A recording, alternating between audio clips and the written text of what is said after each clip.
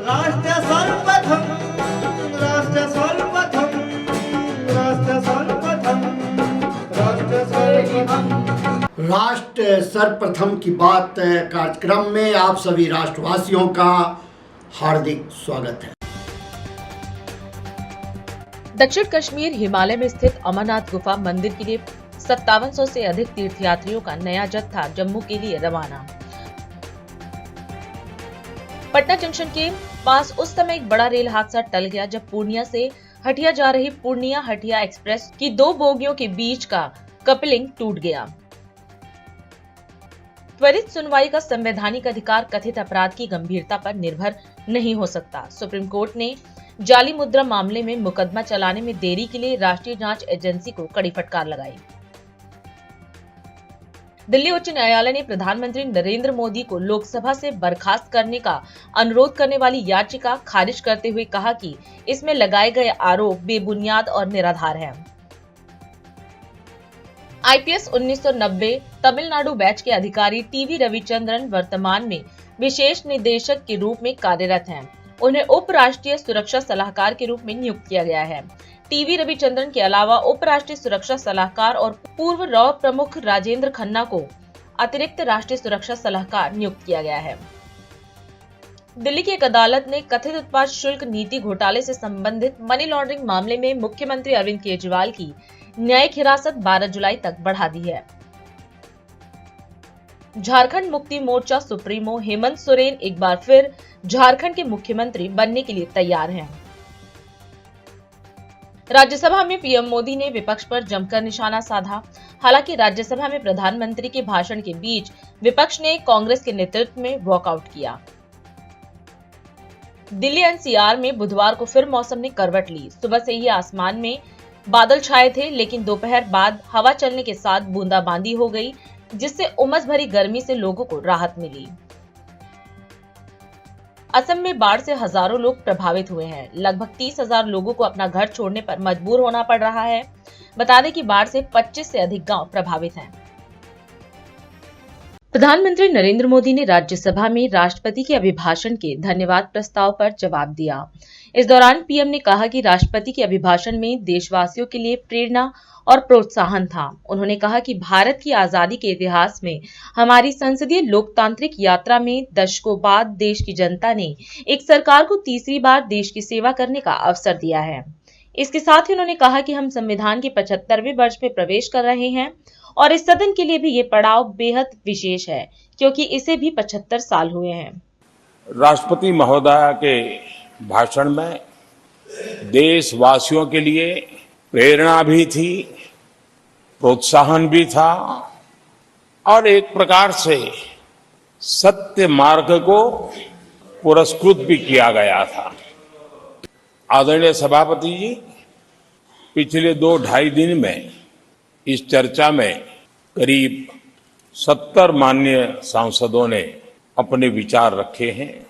इस चर्चा को समृद्ध बनाने के लिए राष्ट्रपति महोदया के अभिभाषण को व्याख्यायित करने में आप सभी माननीय सांसदों ने जो योगदान दिया है, इसके लिए मैं आप सबका भी आभार व्यक्त करता हूं। आदरणीय सभापति जी, भारत की आजादी के इतिहास में हमारी संसदीय लोकतांत्रिक यात्रा में बहुत दशकों के बाद देश की जनता ने एक सरकार को तीसरी बार देश की सेवा करने का अवसर 60 साल के बाद ये हुआ है कि 10 साल के बाद कोई एक सरकार फिर से उसकी वापसी हुई है।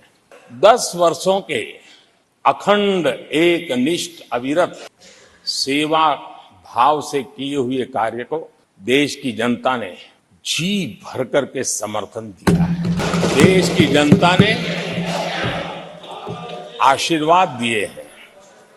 आदरणीय सभापति जी, इस चुनाव में देशवासियों की विवेक बुद्धि पर गर्व होता है, क्योंकि उन्होंने प्रोपेगेंडा को परास्त कर दिया है। आदरणीय सभापति जी, संविधान के 75वें वर्ष में हम प्रवेश कर रहे हैं। इस सदन के लिए भी ये पड़ाव विशेष है, क्योंकि इसे भी 75 साल हुए हैं और इसलिए एक सुखद संयोग है। आदरणीय सभापति जी, मेरे जैसे बहुत लोग हैं इस देश के सार्वजनिक जीवन में, जिनके परिवार में कोई गांव का सरपंच भी नहीं रहा है, गांव का प्रधान भी नहीं रहा है, राजनीति से कोई सरोकार नहीं रहा है, लेकिन आज अनेक महत्वपूर्ण पदों पर पहुंच करके देश की सेवा कर रहे हैं। और उसका कारण बाबा साहब आम्बेडकर ने जो संविधान दिया है, उसने हम जैसे लोगों को अवसर दिया है। और मेरे जैसे अनेक लोग हैं जिनको बाबा साहब आम्बेडकर द्वारा दिए गए संविधान के कारण यहां तक आने का अवसर मिला है और जनता जनार्दन ने उस पर मोहर लगाई, तीसरी बार आने का मौका मिल गया। आदरणीय सभापति जी, संविधान हमारे लिए ये कोई आर्टिकल्स का कंपाइलेशन मात्र नहीं है, हमारे लिए उसका स्पिरिट भी और उसके शब्द भी बहुत मूल्यवान है। और हमारा मानना है कि किसी भी सरकार के लिए, किसी भी सरकार के नीति निर्धारण में, कार्यकलापों में हमारा संविधान लाइट हाउस का काम करता है, दिशा दर्शक का काम करता है, हमारा मार्गदर्शन करता है। आज संविधान दिवस के माध्यम से देश के स्कूल कॉलेज में संविधान की भावना को, संविधान की रचना में क्या भूमिका रही है, देश के गणमान्य महापुरुषों ने संविधान के निर्माण में किन कारणों से कुछ चीजों को छोड़ने का निर्णय किया, किन कारणों से कुछ चीजों का स्वीकार करने का निर्णय किया, इसके विषय में हमारे स्कूल कॉलेज में विस्तार से चर्चा हो, निबंध स्पर्धाएं हो, चर्चा सभाएं हो, एक व्यापक रूप से संविधान के प्रति आस्था का भाव जगे और संविधान के प्रति समझ विकसित हो। देशवासियों के लिए आने वाला पूरा कालखंड संविधान हमारी सबसे बड़ी प्रेरणा रहे, इसके लिए हम कोशिश करते रहे हैं। जनपद हाथरस में यूपी के मुख्यमंत्री योगी आदित्यनाथ ने प्रेस वार्ता कर हाथरस में हुए हादसे की जानकारी दी। सीएम योगी ने कहा कि घटना की तह तक जाने के लिए एक जांच कमेटी गठित की गई है। इस पूरे हादसे में 121 लोगों की मौत हुई है। मरने वालों में यूपी, हरियाणा, राजस्थान और मध्य प्रदेश के रहने वाले लोग थे। 6 मृतक अन्य राज्यों के रहने वाले थे। वहीं सीएम ने बताया कि घायलों और चश्मदीदों से घटना की पूरी जानकारी ली गई है। इसके साथ ही सीएम ने कहा कि एडीजी आगरा की अध्यक्षता में एसआईटी गठित की गई है। कमेटी ने जांच की प्रारंभिक रिपोर्ट सौंप दी है और बहुत सारे ऐसे पहलू हैं जिनकी जांच होना अभी बाकी है। मित्रों, कल हाथरस जनपद के सिकंदराबाद तहसील के गांव में एक दुखद और दर्दनाक घटना अपराह्न में घटित हुई। इस पूरी घटना के तह तक जाने के लिए शासन स्तर पर हम लोगों ने कल भी जो व्यवस्था बनाई थी, लेकिन प्रथम दृष्टया हम लोगों का यह था कि पहले राहत और बचाव के कार्य को आगे बढ़ाया जाए। इस पूरी जो अभी हादसा है, इस हादसे में 121 श्रद्धालुओं की मृत्यु हुई, जो उत्तर प्रदेश के साथ साथ हरियाणा, राजस्थान और मध्य प्रदेश से भी जुड़े हुए थे। उत्तर प्रदेश में हाथरस, बदायूं, कासगंज, अलीगढ़, एटा, ललितपुर, शाहजहांपुर, आगरा, फिरोजाबाद, गौतम बुद्ध नगर, मथुरा, औरैया, बुलंदशहर, पीलीभीत, संभल और लखीमपुर खीरी, इन 16 जनपदों के भी कुछ श्रद्धालु जन थे जो इस हादसे के शिकार हुए हैं। 121 में से 6 मृतक ऐसे थे जो अन्य राज्यों से थे, जिनमें ग्वालियर मध्य प्रदेश से 1 थे, हरियाणा से 4 थे और राजस्थान से 1 थे। हाथरस के जिला हॉस्पिटल में मैंने जो घायल हैं 31 ऐसे घायल हैं जो हाथरस, अलीगढ़, एटा और आगरा के हॉस्पिटल में जिनका उपचार चल रहा है और उसमें लगभग सभी आउट ऑफ डेंजर है। हादसे के बारे में जो वहाँ के चश्मदीद हैं, जो इस घटना के शिकार हुए थे, गंभीर रूप से घायल हो गए थे, उनमें से ज्यादातर जो लोग हैं जिनसे आज मैंने बातचीत भी किया है, वे सभी इस बात को बोलते हैं कि हादसा कार्यक्रम के उपरांत जब इस कार्यक्रम में जो सज्जन वहाँ पर अपना उपदेश देने के लिए आए थे, उनका कार्यक्रम या उनकी कथा संपन्न हुई तो कथावाचक के मंच से उतरने के बाद जीटी रोड में जैसे ही उनका काफिला आया था तो उन्हें छूने के लिए जब महिलाओं का एक दल उधर बढ़ा तो उनके पीछे पीछे भीड़ गई और इसी के बाद वे एक दूसरे के ऊपर चढ़ते गए। सेवादार भी लोगों को धक्का देते रहे, जिसके कारण दोनों ओर, जीटी रोड के दोनों ओर और जीटी रोड के अंदर भी ये सब हादसा वहां पर होता हुआ दिखाई दिया। इसका सबसे दुखद पहलू ये था कि इस प्रकार के आयोजन में जो सेवादार प्रशासन को अंदर घुसने नहीं देते, दुर्घटना होने के तत्काल बाद या दुर्घटना के दौरान प्रारंभिक रूप में इन्होंने पहले वहां पर इस मामले को दबाने का प्रयास किया, लेकिन जब उन्हें प्रशासन ने हॉस्पिटल ले जाने की कार्रवाई प्रारंभ की तो इनमें ज्यादातर सेवादार वहां से भाग गए। इस पूरे घटनाक्रम के लिए हम लोगों ने एडीजी आगरा की अध्यक्षता में एक एसआईटी गठित की है, जिसने अपनी प्रारंभिक रिपोर्ट दी है और इस घटना की तह में जाने के लिए उनसे कहा गया है। बहुत सारे ऐसे पहलू हैं जिन पर जांच होनी बहुत आवश्यक है।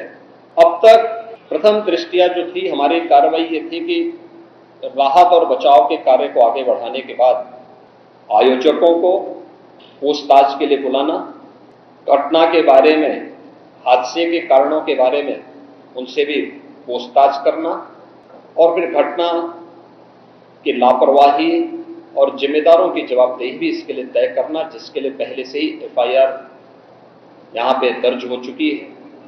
इसके लिए कार्रवाई आगे बढ़ रही है। राज्य सरकार ने तय किया है कि हम इसका एक जुडिशियल इंक्वायरी भी करवाएंगे और जुडिशियल इंक्वायरी हाईकोर्ट के एक रिटायर्ड जज की अध्यक्षता में होगी, जिसमें प्रशासन और पुलिस के भी रिटायर्ड सीनियर अधिकारियों को रख करके इस पूरी घटना की तह में जाकर के जो भी इसके लिए दोषी होगा उन्हें इसकी सजा देना और इस प्रकार की घटना की पुनरावृत्ति न हो, इनके बारे में एक सुझाव और एक एसओपी उनके माध्यम से बनाई जा सके, जिसे आगे इस प्रकार के किसी भी बड़े आयोजन में लागू किया जा सके। यह हम लोग सुनिश्चित करेंगे।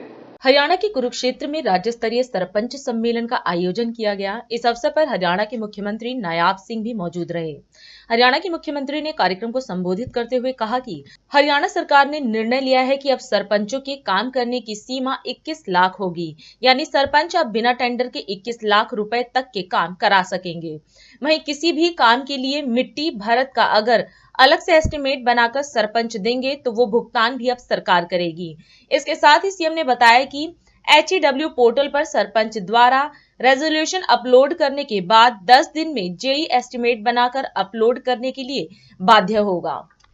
हमने ये निर्णय लिया है कि सरपंच अब अपनी मर्जी से 21 लाख रुपए के काम करा सकते हैं। हमने आज ये निर्णय किया है कि आप अगर मिट्टी की उस भरत के लागत का एस्टीमेट अलग से बनाएंगे वो भी सरकार देगी।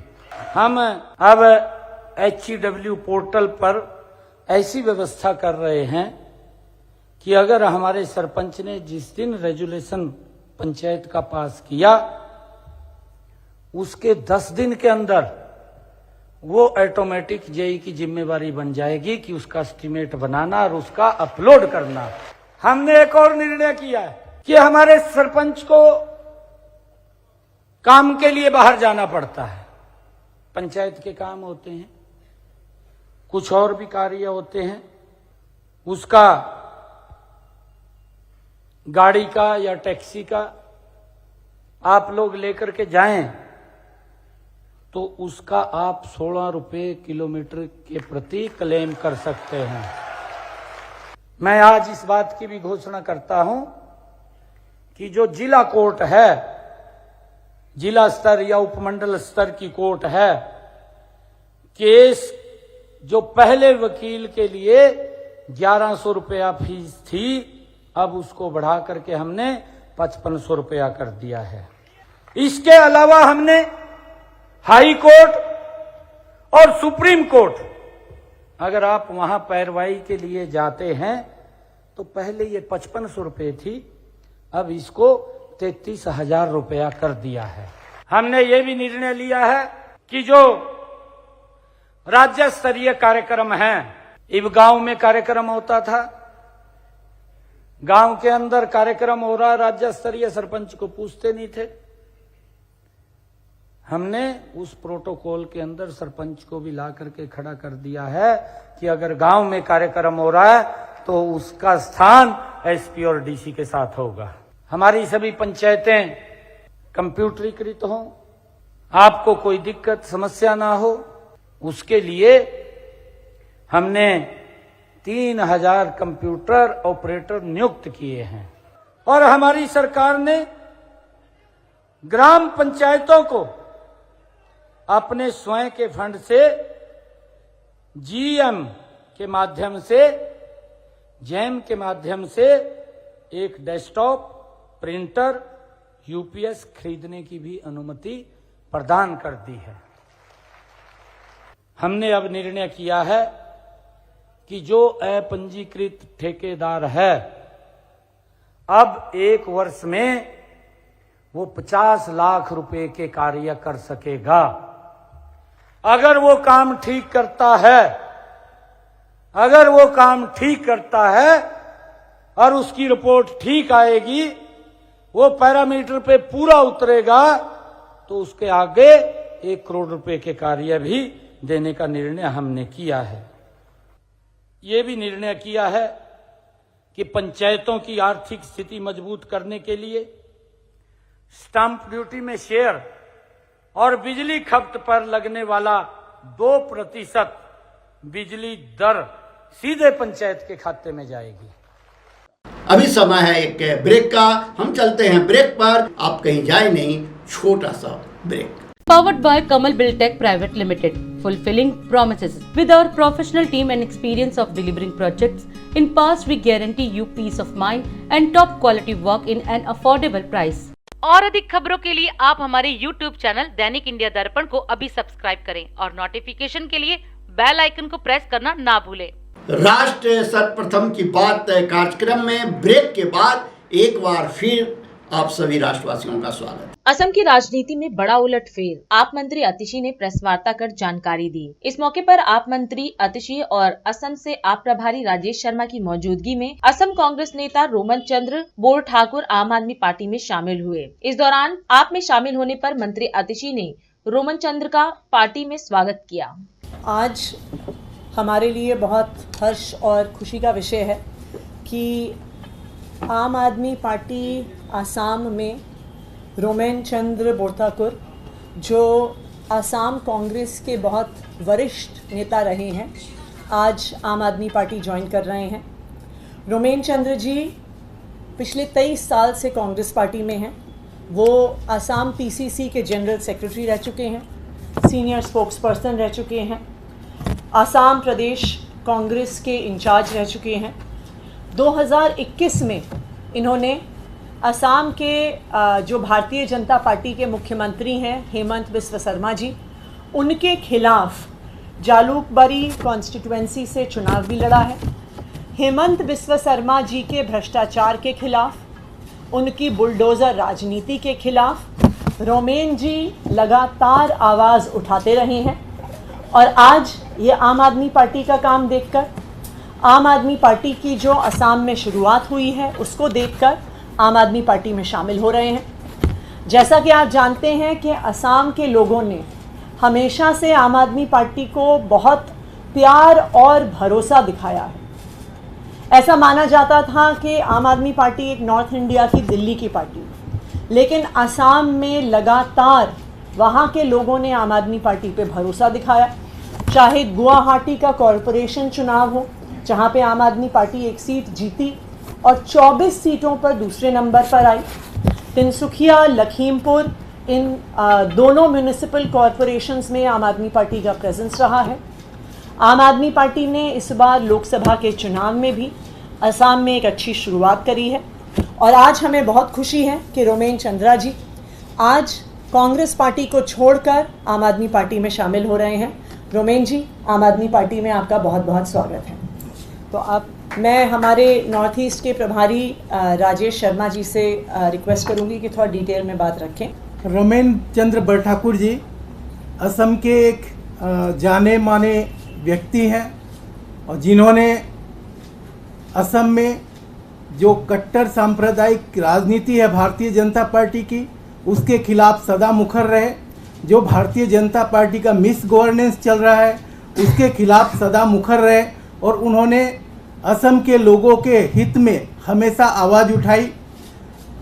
कांग्रेस में जितने दिन रहे उन्होंने 23 साल का समय कांग्रेस में दिया और कांग्रेस में रहते हुए वो हमेशा लोगों की, आम जनता की बात को उठाते रहे और यहाँ तक कि जब जब आम आदमी पार्टी का कोई भी प्रोटेस्ट हुआ या आम आदमी पार्टी का कोई भी आंदोलन हुआ उसमें हमेशा हमने रोमेन चंद्र बड़ठाकुर का समर्थन भी देखा पिछले दिनों। और इसी बीच वो हमारे संपर्क में आए और उन्होंने अरविंद केजरीवाल जी की राजनीति, काम की राजनीति से प्रभावित होकर आम आदमी पार्टी में शामिल होने की इच्छा जाहिर करी और हम उनका आम आदमी पार्टी परिवार में स्वागत करते हैं और आशा रखते हैं कि वो और हम एक साथ मिलकर असम की राजनीति में आम आदमी पार्टी को एक मजबूत दल और लोगों की सेवा करने वाले दल के रूप में स्थापित करने में सक्षम होंगे। First of all, I express my gratitude to the Aam Aadmi Chief, Honorable Chief Minister of the Delhi, Arvind Kejriwal ji, though he is not in presence at this moment. We know where he is, and at this moment I am praying for early release from the jail custody. And Honorable Minister of Delhi, Atishi ji, I heartily salute for her dedication to the Aam Aadmi Party, as well as जो north east in charge Sharma ji ने भी बहुत समय दिया है party के लिए, जो उन्होंने भी असम में नॉर्थ ईस्ट का विकास में काफ़ी महत्वपूर्ण योगदान दिया हुआ है। और हम अगर ये बात नहीं कहेंगे, if I do not speak this words Jasmine about Jasmine Shah, I first express my gratitude to Jasmine Shah, who has given me the opportunity to be over here, and my friends of the Assam people, including the president of the Aam Aadmi Party, Dr. Bhavan Chaudhary, and other colleagues of the party from Assam. And lastly, one word I want to say, that definitely I will dedicate my entire life to the people of the state of Assam through the Aam Aadmi Party. UP के हाथरस में हुए हादसे को लेकर कांग्रेस नेता गौरव गोगोई ने media से बात करते हुए कहा कि इस हादसे में 100 से ज्यादा लोगों की मृत्यु हुई है। उन्होंने हादसे में मारे गए परिवारों के प्रति अपनी संवेदना व्यक्त की और जो घायल हैं उनके जल्द स्वस्थ होने की कामना की। इसके साथ ही उन्होंने कहा कि हम सभी इस दुख की घड़ी में यूपी और हाथरस के लोगों के साथ खड़े हैं। सबसे पहले शोक जताने के लिए जो हाथरस में लगभग 100 से ज़्यादा लोगों की मृत्यु हुई है, हम उनके परिवारों के प्रति, उनके सज्जनों के प्रति अपनी संवेदना जताते हैं और आशा करते हैं कि जो घायल है वो जल्द से जल्द उनका इलाज हो, वो स्वस्थ हों और हम सभी इस वक्त यूपी और हाथरस के लोगों के साथ उनके दुख के घड़ी में उनके साथ खड़े हैं। साथ ही दोस्तों मैं ये भी कहना चाहूँगा कि कल हमने एक बहुत दुखद नज़ारा सदन के अंदर देखा। कांग्रेस पार्टी की मांग और विशेष रूप से आदरणीय राहुल गांधी जी की मांग ये थी कि इस 18वीं लोकसभा सत्र में राष्ट्रपति अभिभाषण पर मणिपुर के दोनों सांसद अपनी बात रखें। और ये बार बार राहुल गांधी जी हमको कह रहे थे कि दोनों सांसदों को अपनी अपनी बातों रखने का अवसर मिलना चाहिए, क्योंकि राहुल गांधी जी स्वयं मणिपुर गए हैं। उन्होंने मणिपुर में समाज के बीच में जो बंटवारा हुआ है देखा है। सिविल वॉर जैसे एक वातावरण वहाँ पे है, और इसीलिए राहुल गांधी जी जानते थे कि अगर हमने एक पक्ष को आवाज़ रखने का अवसर दिया और दूसरे पक्ष को आवाज़ रखने का अवसर नहीं दिया तो बहुत गलत संदेश सदन से मणिपुर के लोगों को जाता है। ये बात राहुल गांधी जी बहुत खूबी से जानते थे, और इसीलिए हमारे पहले जो सांसद हैं मणिपुर के, उन्होंने पहले दिन पर अपनी बात रखी। जो शहरी इलाके से आते हैं, इनर मणिपुर से आते हैं, इम्फाल से आते हैं, और कल हम चाहते थे जो हमारी पहाड़ी क्षेत्र जो है मणिपुर का, आउटर मणिपुर के जो सांसद है अल्फ्रेड, वो अपनी बात रखे। हमारी मांग स्पष्ट थी कि हमें पता है कि प्रधानमंत्री मोदी जी को 4 बजे आना है, उनको अपना भाषण देना है। हमारी मांग इतना ही था कि आप बस 2 मिनट आप हमारे मणिपुर के सांसद को अपनी व्यथा, अपना पक्ष और मणिपुर में शांति और अमन की एक याचना व्यक्त करने का एक अवसर दें। लेकिन अफसोस 2 मिनट नहीं मिला, और एक सांसद जो वहाँ पे चिल्ला रहा था, बोल रहा था कि मुझे बोलने दो, उनकी बात सुनने का धैर्य उनके पास नहीं था, सहानुभूति नहीं थी, दिल में जगह नहीं थी। और इसीलिए उस क्षण में हमारे उत्तर पूर्वांचल के सांसद, आपने देखा होगा कि उत्तर पूर्वांचल के सभी सांसद हम वेल में आ गए। मणिपुर के 2 सांसद आए, मैं उनके साथ आया, फिर मेरे साथ नागालैंड के सांसद आए, मेरे साथ फिर मेघालय के सांसद आए, और हम सभी ने एक दूसरे का हाथ पकड़कर हमने इंसाफ की गुहार लगाई। हमने इंसाफ की गुजारिश की, न्याय की गुजारिश की। मणिपुर को न्याय दो, मणिपुर की आवाज़ सुनो। हम जो उत्तर पूर्वांचल के सारे सांसद हम आ गए, और उसके पश्चात मैं धन्यवाद करना चाहूँगा कि हमारे इंडिया अलायंस के सांसद देश के हर कोने से, उत्तर से लेके पश्चिम तक, पश्चिम से लेके दक्षिण तक, देश के हर कोने का इंडिया अलायंस का सांसद उत्तर पूर्वांचल के सांसदों के समर्थन में सब हम वेल में आके हम सभी ने नारा लगाया, मणिपुर भारत का एक हिस्सा है, मणिपुर को न्याय दो, मणिपुर को इंसाफ दो। मैं दोबारा आभार प्रकट करता हूं राहुल गांधी जी का, जो पहले दिन से संवेदनशील थे, पहले दिन से वो चाहते थे कि दोनों अपना पक्ष रखें। वो स्वयं खड़े होकर वो अध्यक्ष महोदय को गुजारिश कर रहे थे कि दोनों को अपना पक्ष रखने दे। और फिर मैं उत्तर पूर्वांचल के सांसदों को जो सब पहले वेल में आए और उसके पश्चात जो हमारे देश के सांसद जो आए और मणिपुर का हमने साथ दिया, मैं सबको आभार प्रकट करता हूं, क्योंकि हमने इंडिया अलायंस ने हमने एक संदेश दिया कि मणिपुर भारत का अंग है, और मणिपुर में जो अत्याचार हुआ है महिलाओं पर, युवाओं पर, छात्रों पर, बुजुर्गों पर, वो उन अत्याचारों को हम भूले नहीं हैं और उनके हक की लड़ाई हम लड़ते रहेंगे। मैं बस इतना ही बात कहना चाहता था। और अधिक खबरों के लिए आप हमारे YouTube चैनल दैनिक इंडिया दर्पण को अभी सब्सक्राइब करें और नोटिफिकेशन के लिए बेल आइकन को प्रेस करना ना भूलें।